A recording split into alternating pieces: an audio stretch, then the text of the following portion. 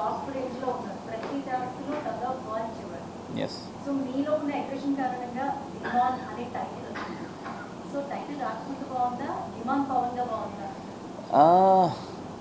అంటే నేను డిమాన్ అని పెట్టుకున్నదే నేను ఇంకా బెటర్ పర్సన్ అవ్వాలని. సో అది వచ్చిన తర్వాతే I'm feeling good. And starting లో 10 lakhs సూట్కేస్ తో ఎగ్జిట్ అయిపోదాం అనుకుంటారు. అంటే ఒక రేపు మీలోనే మీకు మానసిక సంఘర్షణ చెప్పాలంటే.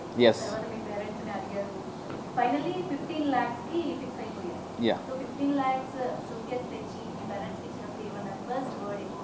వాళ్ళు చాలా హ్యాపీ ఫీల్ అయ్యారు. కరెక్ట్ డెసిషన్ తీసుకున్నారు అని అనిపించిందా, లేదంటే ఇంకొంచెం ఉంటే అమౌంట్ పెరిగేది అని అనిపించిందా? లేదు, యాక్చువల్లీ నాకు షో ఫార్మాట్స్ అవి తెలీదు. నేను టీవీ అవి చాలా తక్కువ చూస్తామన్నమాట. సో అందుకే ఈవెన్ ఇమాన్యుల్ అన్న లాస్ట్లో టాప్ 5 కూర్చోబెట్టినప్పుడు అడిగినప్పుడు ఈ గేమ్కి వచ్చిన వాళ్ళు అందరూ స్ట్రాటజీస్ ప్లే చేద్దాం, ఈ గేమ్లో ఎలా ఆడితే బెనిఫిట్ అవుద్దో అవన్నీ తెలుసుకున్న లోపే నేను టాప్ 5లో వచ్చి కూర్చున్నా అని చెప్పి. నాకు తెలియదు యాక్చువల్లీ. నేను అందుకే 7.5 దగ్గరే, అంటే ఇంకా పెంచుతారో లేదో, ఇది లాస్ట్ అమౌంట్ ఏమో అని నేను మా పేరెంట్స్ని అడుగుతా ఉన్నా. అదే షో ఫార్మేట్ టెక్నిక్స్ అన్నీ తెలుసుంటే వెయిట్ చేసేవాడిని. But I'm happy.